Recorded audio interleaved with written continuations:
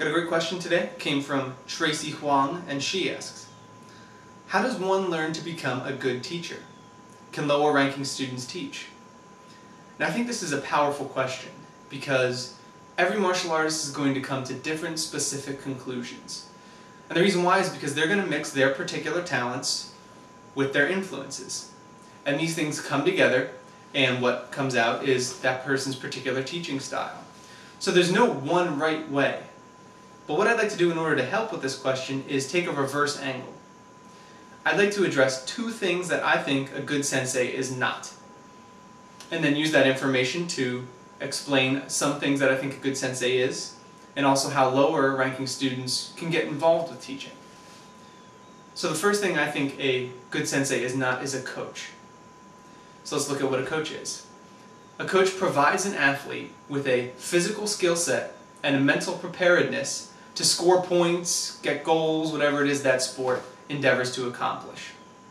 The coach is there both beforehand and during in order to help that athlete achieve.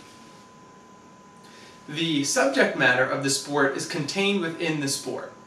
So there's no external distractions, there's nothing else you need to worry about, just success in that sport. Now, some modern martial arts teachers are that exact description. For example, MMA fighters who are going into the cage, Taekwondo Olympic athletes who are trying to medal. The instructors of these individuals are coaches. They're trying their best to develop the particular skill set for that sport and help their athletes succeed. But in a classical sense, a sensei is not that. And the major reason is the subject matter. A sensei is dealing with helping their students hold another individual's life in front of them. Katsujinken, Satsujinken. A martial arts student has to decide whether or not they're going to damage or extinguish a life in front of them. Not only that, they have to consider the effects of their actions on the family of the person in front of them, of themselves, legal repercussions, of the effects of their family, and not just that, but of society at large. So if you see someone doing something wrong, hurting someone, if you do not act, will that person go on to continue to hurt other people? What's the societal impact of your actions? These are broad scope questions, and these are things that a sensei must address. So the real subject matter for a classical sensei is much more in-depth and encompassing than just a sport. There's also a matter of how the actions of one individual reflect their coach or sensei. In a sport, an athlete can be an amazing player, coach will get credit. However, if they go off and they do something bad, whatever, it doesn't reflect back on the coach. There's no connection there. However, whenever you hear a martial artist doing something disgraceful, the tendency is to look back at the sensei and say, why didn't he teach him better? Why did he show him all of these deadly techniques without cultivating his character? Now this is even truer when you look back throughout history. The sensei had a much broader impact the further back you go in history. So at one point in time, even the smallest misstep in respect and rishiki would reflect poorly upon the sensei, and it was taken very seriously. Now that's not quite as significant these days, but it still holds true. And mixed in with all this is this sense of right and wrong. When an athlete has to do something, there's no real right and wrong moral justification. However, when a martial artist has to make decisions, there's a lot of it. So not that a sensei is a unwavering moral beacon that a student must develop their entire life around, but there should be some guidance there. Now speaking of guidance, this brings us to the other thing a sensei is not, and that is a life guru. Because a sensei is not a trained life coach. They're not a relationship expert, they're not a financial expert, they're none of those things. They're a martial arts teacher. So this life guruship is not something that a sensei is. Now, if you look back in time, if we go back to classical times again, there was some of that happening. Especially in Okinawa and China. If we look at Okinawa specifically, A sensei was often a very important individual in the village construct. Now, not only did the sensei have to protect the village from marauders, bandits, drunks, things like that, the sensei also had the highest likelihood of physiological and medical knowledge. So meridian investigation, herbal investigation. The sensei often knew how to treat people better than almost anyone else in the village, unless they happen to have a really skilled physician in that sense. Now, not only did they have knowledge of aggression and healing, but they were also well educated. So in a time of high illiteracy, a lot of sensei were literate. They could read, they could study texts, and in such they were informed about political matters. So a sensei would weigh in on all these different things and become part of the fabric of the village. Now here's the rub. Modern sensei, first of all, aren't as trained and diverse in that sense in regards to how they compare to the rest of society. So a little bit of political knowledge is not more than everyone else, because everyone else isn't illiterate. And furthermore, we have access to specialists in all those fields. So instead of a sensei who might have some medical knowledge, we can go to a real physician now and get actual advice. We can go to a real relationship counselor, a real psychologist, a real financial advisor. The little tidbits of the sensei's knowledge isn't needed. And in fact, it can be bad advice as things get more and more complex. I know I wouldn't give anybody stock market advice. That would be a terrible idea. So people that try to use their power as a sensei to meddle in the lives of all their students because it gives them a feeling of power, influence, justification, it's a misstep. So to be a good teacher, you have to know where your boundaries lie.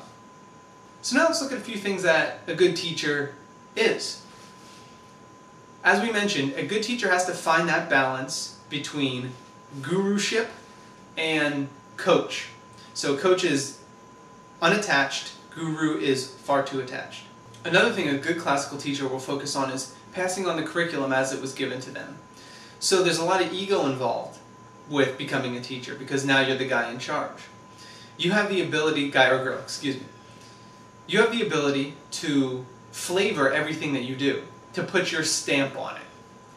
And what happens is, when teachers get a sense of that, they get a taste of it, they start to flavor everything, they start to come up with their own little quirks, and before you know it, the style or system has completely changed. And this hurts your students, because you were given something priceless, something preserved for hundreds of years, if you're in a classical style.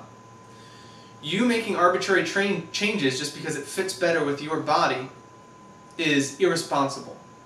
Now when you're exploring the style and you're putting your own flavor on it, that's one thing. But when you pass it down to the students, it should stay preserved as it was given to you, so that they can explore it on their own.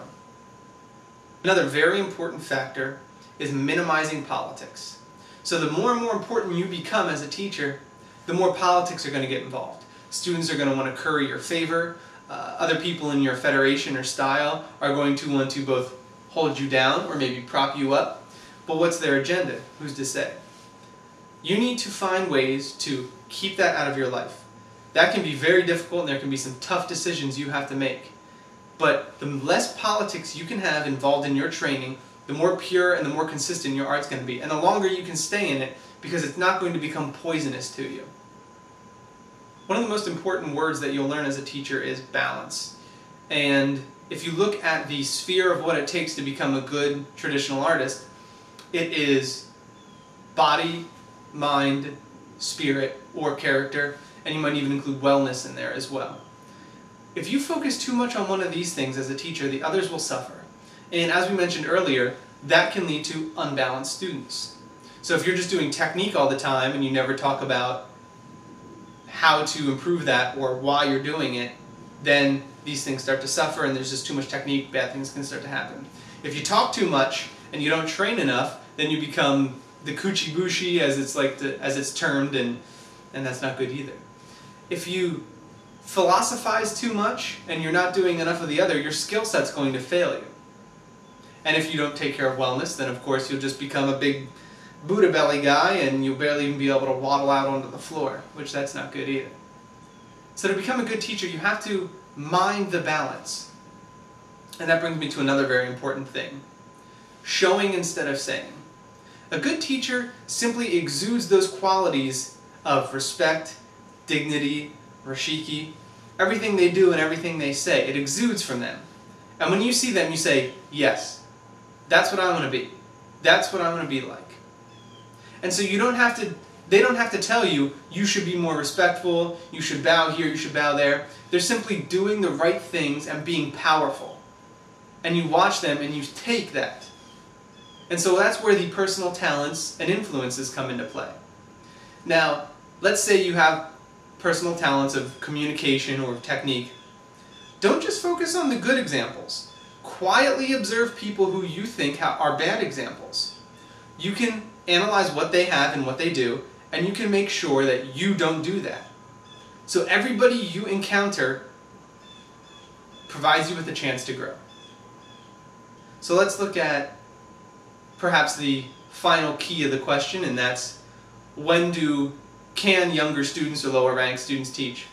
And I'm actually a big proponent of letting students do this. And in fact, one of my favorite things to do is to put young or lower ranked students on the spot and having them run through a kata or lead a kata. And here's why. Teaching makes you rely on yourself. You can't blend in.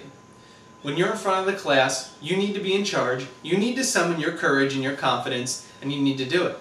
It's a hard test for if you know what you're doing. So now a younger student should probably assist a higher ranking student or teacher for a while. So that way they can get a sense of things. If a weird question comes up, they don't get flustered and the whole class breaks down. There should be an apprenticeship almost system in place, in my opinion. Now, as the student gets higher in rank, starts to approach black belt, then they can start taking a class here and there. Let them find out how it feels to be on their own. And then, of course, once they get to black belt and above, they can start to have those responsibilities. So it's a slow, gradual process. It's not a sink or swim. And one of the things that I really believe to be true is that teaching is one of the best ways to learn. Because not only do you need to know your stuff, but you're going to encounter people's opinions, questions, quirks that make you re-examine everything you're doing. You know, why are they here instead of here? Is it something that I did? Is it something that they're processing in their mind? And in fact, are they seeing something that I've never seen? So teaching is an amazing way to improve that skill set. And I think starting younger students and lower ranking students early on, green belt range, whatever, is a really powerful way to help them.